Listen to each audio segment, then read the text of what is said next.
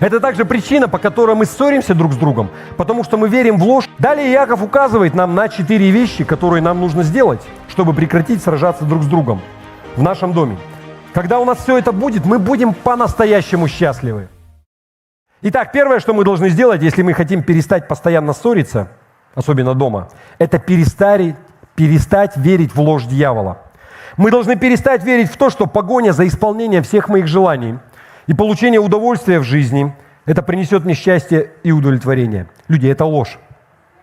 Это также причина, по которой мы ссоримся друг с другом, потому что мы верим в ложь, и мы думаем, что нашему супругу или супруге нужно исправиться. Ну, посмотри на вот эти, очевидно же, все вот эти недостатки. Я надеюсь, что он исправится. Он делает не то, чего я хочу. Он стоит у меня на пути для получения моего счастья. Это не приносит мне удовольствия, не приносит мне удовлетворения. Поэтому мы начинаем друг с другом ссориться и сражаться. Мы хотим того, что приносит наслаждение. И причина в чем? Потому что мы купились на ложь дьявола, что я обрету счастье благодаря получению самонаслаждения. Итак, первое, что мы должны сделать, это перестать верить в эту ложь дьявола. Далее Иаков указывает нам на 4 вещи, которые нам нужно сделать, чтобы прекратить сражаться друг с другом в нашем доме. Посмотрим на стихи 7 и 8 из той же главы. 4 Иакова, стих 7 и 8. Смотрите, что он пишет. «Итак, покоритесь Богу, противостаньте дьяволу, и убежит от вас. Приблизьтесь к Богу, и приблизится к вам. Очистите руки, грешники, и исправьте сердца двоедушные». Смотрите, 4 вещи, которые Иаков здесь говорит. Покоритесь Богу, противостаньте дьяволу, приблизьтесь к Богу и очистите руки и сердца. Я хочу быстро рассмотреть все 4 пункта, чтобы убедиться, что мы делаем это. То, о чем говорит Иаков. И самое первое – это «покоритесь Богу». Слово «покоритесь» это перевод греческого слова «употасо». И значение этого слова – повиноваться и слушаться. Это сложносоставное слово состоит из предлога «упо», и оно означает «под». И корень слова «тасо» означает «повелевать». Если в буквальном смысле это вот слово перевести, это означает, что быть под чьим-то повелением. Быть под чьим-то повелением. И Иаков говорит нам, что если мы хотим ссориться, перестать ссориться в доме и перестать сражаться со своим супругой или супругой, нам нужно подчиниться Богу. Другими словами, мы должны подчиняться Божьим повелениям. То, что велит Бог нам делать. И большинство из нас, мы не хотим этого делать. Мы знаем, что Бог говорит, как должна поступать жена дома. Мы знаем, что Бог, Он говорит, как должен поступать муж. И мы не хотим этого делать. Бог знает, каким должен быть благочестивый отец. И мы этого не делаем. Иаков говорит, что ты купился на дьявольскую ложь.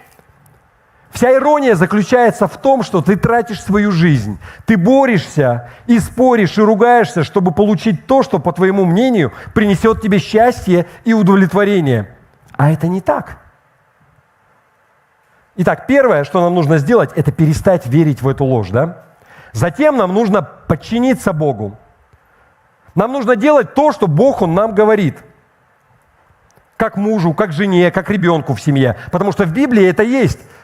Роли в семье, они расписаны. Послушайте, Бог задумал человека, Он создал этот мир, и Он создал мужчину и женщину, и Он создал брак. И брак – это хорошо, в смысле супружества. И если у Творца есть план, то этот план, он совершенный. Вы согласны?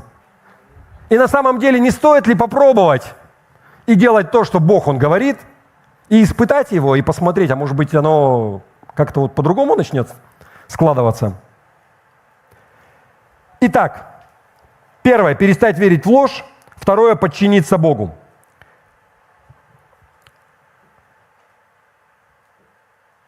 Дальше Иаков говорит, противостаньте. То есть первое – подчинитесь Богу. Дальше второе – противостаньте дьяволу. Помните, дьявол, он не хочет, чтобы вы подчинялись Богу. Он хочет, чтобы вы делали то, тебе кажется, доставляет тебе удовольствие, чтобы ты поступал по-своему. Что хочу, то и ворочу. Он тот, кто говорит вам, дьявол, что самонаслаждение принесет тебе счастье и удовлетворение. И за это стоит бороться. Знаете, сейчас так много курсов, особенно для женщин, где говорится, ты этого достойна. Это все вот эти злодеи вокруг тебя. Но ты этого достойна. Оно того стоит. Дерзайте, это вам нужно. Но еще раз. Бог создал этот мир. Бог Творец наш. И Он создал и мужчину, и женщину. И Он создал нас разными. Не случайно. И написано, что двое будут одна плоть. Почему? Да потому что мы дополняем друг друга. И поэтому и мужчины без женщин, и женщины без мужчин, они страдают. Они врут себе и говорят, что да не, у меня все хорошо, я такой продвинутый или продвинутая. Но истина заключается в том, что изначально, первоначальный Божий план – это для того, чтобы мы разные, мы соединялись, и мы были вместе, и мы дополняли друг друга. В другую сторону пошел. Тема для другой проповеди. Но здесь что нам нужно? Первое, перестать слушать дьявола нужно. Библия говорит, что дьявол, он отец лжи. И он был лжецом вообще с самого начала. И даже не с момента грехопадения, не с момента, когда Адам и Ева, они были в саду, и дьявол, он там им лгал. Но вы помните, когда Люцифер, он восстал против Бога, и он обманул треть ангелов, и он наврал им, и сказал, что я могу победить Бога. И кончилось все тем, что они были изгнаны с небес вместе с дьяволом. Но после этого он побывал также в Эдемском саду. И если, неоднократно, недавно вспоминали эту историю. И вы помните, что дьявол, он солгал Адаму и Еве. И он говорил, что да, Бог просто не хочет, чтобы вы были таким, как Он. Потому что Он знает, что в тот момент, когда вы вкусите от этого плода, дерева познания добра и зла, вы станете как боги. Вы помните, да? И вы узнаете разницу между добром и злом. То есть вы видите, что Он лжец, и Он лжет нам, что мы будем по-настоящему счастливы и удовлетворены, если ты будешь прилагать максимум усилий, чтобы позаботиться о себе. Если ты сама о себе не позаботишься, никто не позаботится. Но я тебе скажу, что истинное счастье все-таки, когда о тебе кто-то заботится. Но дьявол так извращает мозг у женщин, в том числе мышление, эмансипация, правильные здравые начала. Женщин, да, действительно угнетали, и было много неправильного. Но во что это вылилось, это вообще отдельная история. И сейчас женщина, она говорит, что обо мне не надо заботиться, не надо за мной сумку носить, дверь передо мной не открывай, и вообще там за равные права борются и так далее. Но, люди, это такая ложь. Но мы разные. Опять куда-то я в другую сторону. Но настолько, я просто даже не знаю, как это сказать. У нас разный уровень тестостерона. Это биология просто. Тестостерон, он отвечает именно за то, что мужчинам постоянно хочется куда-то бежать, соревноваться, быть первыми и так далее. Женщине это вообще не надо. По большому счету. Недавно покушение на Трампа было. Кстати, вы видели, там у них гендерное равенство и так далее, поэтому у него в команде телохранителей очень много женщин было. Никто не видел, сейчас вся сеть забита роликами. Они говорят про то, что... та женщина, тот телохранитель, который прятался за Трампом, это как раз женщина была. Их там было двое, и они обе где-то... Смотрите, я не пытаюсь умолить этого, да, но мужчина, он сильнее тупо, физически. Вы понимаете? Все эти фильмы, когда женщина она наравне бьется со Шварценеггером, как например, там есть такой фильм Шерон Стоун, там, не может женщина биться со здоровым дядькой на равных. Даже если она олимпийская чемпионка. Он просто сильнее ее, понимаете? И говорить обратное – это просто утверждать какую-то ложь. Все, закончили с этим. Итак, дьяволу он врет. Он врет нам, что если у меня будет подходящая работа, когда я буду зарабатывать достаточно денег, когда у меня будет подходящий дом, когда у меня будет крутая машина, когда у меня будет супруга не только красивая, но еще и сексуальная. Когда у нас все это будет, мы будем по-настоящему счастливы. И именно этого мы хотим. И мы стараемся, чтобы все в нашей семье, оно соответствовало этому, нашему пути к успеху. Мы всех пытаемся загнать, чтобы они как бы содействовали этому успеху. Что мы придем, и когда кто-то в семье, он делает что-то обратное, мы начинаем ссориться. Если бы они это делали, вот то, что я хочу, все были бы довольны. Люди, это ложь. Второе, что нам нужно сделать после того, как мы подчинились Богу, следующее – противостать дьяволу. Перестаньте слушать его ложь, еще раз. Да? Третье, что нам говорит Иаков – приблизьтесь к Богу, то, что мы читали. Как можно приблизиться к Богу? Что это означает? Я думаю, что большинство из вас, кто находится в зале, вы хотели бы это узнать. Вы приходите сюда по воскресеньям, сидите здесь, несмотря на жару, или несмотря на холод зимой, когда идете. Кто-то ходит еще на домашние группы, там собираетесь по домам, по средам или по другим дням. В пятницу молитва. И, возможно, важно для вас быть близким к Богу. Может быть, кто-то думает, что для меня это не так важно. Но просто, знаешь, в один день мы все умрем. И когда ты будешь при смерти, ты можешь не успеть приблизиться к Богу. Поэтому лучше, может быть, делать это заранее. Итак, что означает приблизиться к Богу? Я вам скажу сейчас, есть 3 составляющие на самом деле. И, во-первых, тебе нужно читать Библию каждый день. Во-вторых, нужно молиться каждый день. И, в-третьих, нужно регулярно посещать церковь. И, может быть, кому-то это знакомо. Вы знаете, на самом деле, вот самый первый шаг, который мы принимаем как верующие, это мы принимаем Иисуса Христа как Господа и Спасителя. Это самый первый шаг. Но следующий шаг, мы должны стать Его учеником. И для того, чтобы стать Его учеником, мы должны делать вот эти 3 вещи. Читать Библию, молиться, посещать церковь. И смотрите, чем больше ты это, чем чаще ты это делаешь, например, чем Библию читаешь, чем молишься, если ты делаешь это каждый день и регулярно посещаешь церковь, тем ближе ты становишься к Богу. Если ты делаешь через день, но все равно регулярно, может быть, не так близко, но все равно близко. Здесь важна регулярность. Если ты посвящаешь воскресенье, сидишь и с утра до вечера читаешь Библию, это совсем не то, если ты будешь по 5 минут в день читать каждый день. Регулярность, она важна. Как и в любом деле, если ты учишься другим языкам, в смысле английскому, там, немецкому, если ты учишься музыке, ты не можешь учиться 24 часа раз в месяц. Ничего хорошего не будет. Но если ты будешь делать по 5 минут каждый день или по 15 минут, это изменит все. Итак, мы хотим знать о Боге. И единственный способ узнать о Боге – это читать Его Слово. Знаете, вера от слышания. Слышание чего? Слова Божьего написано.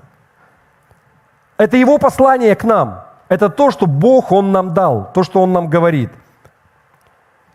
Но, ты знаешь, этого недостаточно даже, если ты просто читаешь Слово, если ты хочешь узнать Его ближе. Именно поэтому мы еще и молимся Ему. И мы узнаем Его на личном, интимном уровне. Потому что молитва – это разговор с Богом, это общение. Это не просто какие-то заученные фразы, ты оттарабанил и все. Но Бог, Он говорит. Следующий шаг в молитве, когда ты учишься слышать Его голос, когда Он тебе отвечает. И третье, что нам нужно делать, это регулярно посещать церковь. Почему? Потому что Бог, Он поставил в церковь, в том числе пасторов, как учителей, чтобы... То есть одна из функций пастора – это разъяснять Слово Божие. Помимо этого, когда ты приходишь, ты можешь сам послужить другим людям. Ты, может быть, даже того не замечаешь, но ты с тем пообщался, с тем поговорил, и Бог, Он может действовать через тебя для того, чтобы послужить другим людям. И важная часть также общения в церкви. Ты общаешься, и ты назидаешься от других, ты слышишь, ты ободряешься, ты слышишь свидетельства, как чудеса они происходят.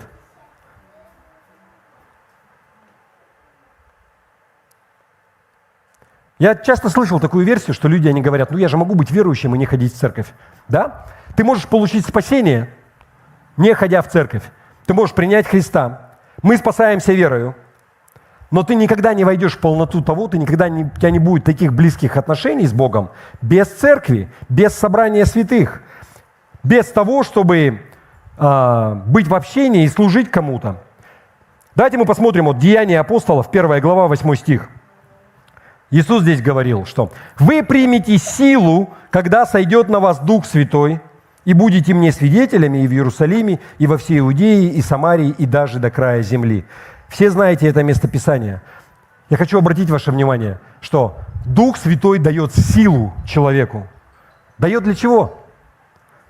Для того, чтобы быть свидетелями, для того, чтобы свидетельствовать о Нем, приносить славу Богу и распространять Евангелие. У тебя не будет силы, если ты будешь сидеть такая вся красивая дома и сама себя назидать. Вы понимаете? То есть, сначала, да, сила она будет, и Бог, Он благословляет, но если ты это никуда не используешь, сила, она перестает действовать, как и все в организме. Если ты чем-то не пользуешься, это атрофируется.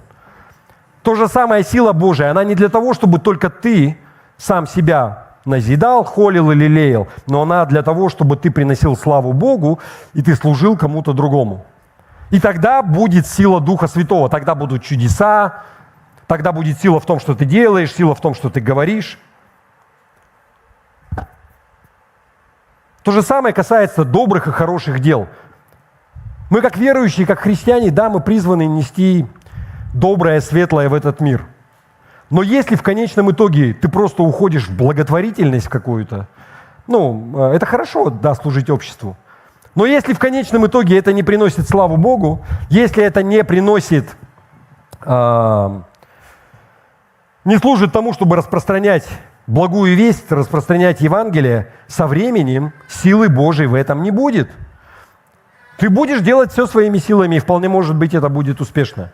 Но Божьей силы в этом не будет. Вы понимаете? Может быть, ты сомневаешься в том, что я говорю? Но я тебе хочу сказать, веришь ты мне, не веришь. Но если ты не будешь делать вот эти 3 вещи регулярно, читать Библию, молиться, посещать церковь, ты не сможешь быть близким к Богу. Кто-то скажет, я с этим не согласен. Можешь вообще не соглашаться со мной. Но истина в том, что ты, если не будешь читать Библию регулярно, желательно каждый день по чуть-чуть, если ты не будешь молиться каждый день, если ты не будешь ходить в церковь регулярно, ты будешь далеко от Бога. И чем реже ты это делаешь, тем дальше ты будешь. Так и есть. И ты лжешь сам себе, если ты не веришь этому. Давайте мы посмотрим 1 Иоанна, еще раз, 1 послание Иоанна, 2 глава, 4-5 стих. Кто говорит, я познал его, и вот здесь слово «познал», это глагол на греческом, это означает познавать лично, близкие, дружеские, интимные отношения такие, да? Итак, кто говорит, я познал его, но заповеди его не соблюдает, тот лжец. И нет в нем истины. А кто соблюдает слово его, в том истина, любовь Божия совершилась. Из всего узнаем, что мы в нем. Все уяснили же, да? И давайте теперь Евреям 10 глава, 25 стих откроем. Написано. «Не будем оставлять собрание своего, как есть у некоторых обычай, но будем увещевать друг друга, и тем более, чем более усматривайте приближение дня оного». И здесь вот это место, я уже говорил, Евреям 10:25, часто пастора в церквях они используют, когда люди, они пытаются или переходят из одного собрания в другое. Но истина в том, что здесь контекст совсем другой. Не будем оставлять собрание, это значит, не будем переставать ходить в церковь, не будем оставлять веру. Мы призваны посещать церковь, мы призваны быть в собрании. Вот здесь вот это слово «собрание» на греческом звучит эписунагога. И слово «синагога», которое мы берем русское, оно происходит именно от этого слова. И дословно означает «собрание, сборище». И это было слово на иврите для собрания верующих, для церкви. Синагога, собрание. Мы перестали использовать слово «синагога», используем слово «церковь», да? Или «экклесия» греческое, что тоже означает «собрание». Но Библия говорит нам, что мы не должны отказываться от того, чтобы посещать собрания верующих. Собрание тех, кто собирается ради Бога. Если вы не ходите в церковь регулярно, вы лжете сами себе, что вы говорите, что вы знаете Бога. Потому что Библия говорит, что если вы говорите, что знаете Бога, но не соблюдаете Его заповеди, а одна из заповедей мы только что прочитали, что нужно ходить, вы лжец, и истины нет в вас. Как вам такое местописание? Итак, если вы хотите приблизиться к Богу, 3 вещи, которые нам нужно делать. И последнее, да, но не менее важное. Иаков призывает нас очистить свои руки и сердца. И что значит очистить руки? Вы знаете, есть такое выражение, например, у него кровь на руках. То есть, когда ты повинен в чем-то, да, либо в смерти кого-то, либо ты в прямом смысле послужил, да, стал причиной смерти, либо ты каким-то образом задел, кто-то вообще в переносном смысле. То есть, если ты в чем-то в таком виновен, у тебя его кровь у тебя на руках. То есть, ты поступаешь и делаешь что-то неправильно. И здесь, знаете, вот такое обратное от этого. Очистить руки – это значит делать то, что правильно. Ты должен делать то, что Бог заповедует тебе делать. То есть твои руки не должны делать, чего не должны делать. Мы будем делать то, что правильно, чего хочет от нас Бог. И затем он дальше говорит, что мы должны еще и сердца очистить. Очистите сердца. Возникает вопрос, каким образом мы можем очистить сердца? Мы очищаем наши сердца, вникая в Слово Божие. Что она говорит? Еще раз. Бог – творец всего. Он создатель человека, Он создатель неба и земли. И у Него есть план. И если посмотреть вокруг, я вам скажу, что Его план, он совершенен, он хорош. И именно Слово Божие, оно очищает нас. То, что мы засорили, знаете, не соблюдаем информационную гигиену, и чего-то там у нас напиталось не того. Слово Божие, оно очищает нас. Евангелие от Иоанна, 17 глава, 17 стих. Давайте посмотрим. «Освети их истиною Твоею, Слово Твое есть истина». Осветить значит, вы знаете, да, это слово «кадош», да, как вот приборы в храме были святые. Что это означает? Что они были отделенные. Осветить – это значит отделить для служения Богу. То есть то, что в храме было, это нельзя было использовать в ежедневном употреблении. Это было святое, это было отделено для Бога, только для богослужения. То же самое, когда мы говорим про себя, что мы святые. Это означает, что мы не какие-то такие, у которых нимб светится над головой, да? Это означает, что мы отделены для Бога. В этом заключается святость, да? Итак, он говорит, что освети, очисти их сердца, сделай их святыми. И дальше он говорит, что Слово истиной, да, это сделай. И он говорит, что Слово Твое есть истина. Итак, одна из причин, почему мы читаем Слово Божие, заключается в том, что это как омовение водой Слова, которое очищает нас. Это истина. Истина или Слово, которое обличает нас, когда мы не делаем того, что должны делать. Но, что еще более важно, вот это слово, оно не только обличает нас, да, но и указывает на проблемы, но также и показывает, а что нам делать вообще, как выйти из какой-то проблемы. Поэтому нам важно, чтобы Слово Божие, оно было в нашем сердце. Итак, я обещаю вам, если вы не купитесь на ложь дьявола, что наслаждение и удовольствие принесет вам счастье и удовлетворение в жизни. И если вы будете делать вот эти 4 вещи, покоритесь Богу, то есть будете делать то, что Он повелевает нам делать в Своем Слове, противостанете дьяволу, то есть не будете дальше слушать его ложь. Следующее. Приблизитесь к Богу и очистите свои руки и сердца. Вы будете гораздо меньше ссориться дома. На самом деле, чем больше и чем ближе мы становимся к Богу, тем меньше мы ссоримся дома. С обоих сторон. Помните, кто-то рисовал такой треугольник, я не помню, на каком-то основании. Здесь человек, муж и жена, здесь Бог. Чем ближе оба к Богу, тем они ближе друг к другу. Тем они ближе к Божьему замыслу. То есть ты приближаешься к Богу, и ты приближаешься и к супругу. Потому что именно эгоистические, вот эти гедонистические желания внутри нас заставляют нас ссориться. Но чем больше мы растем в Господе, тем меньше вот эти эгоистические желания, они будут контролировать нас. И поэтому мы будем ссориться и сражаться меньше и меньше друг с другом, чем больше и больше мы становимся похожи на Иисуса.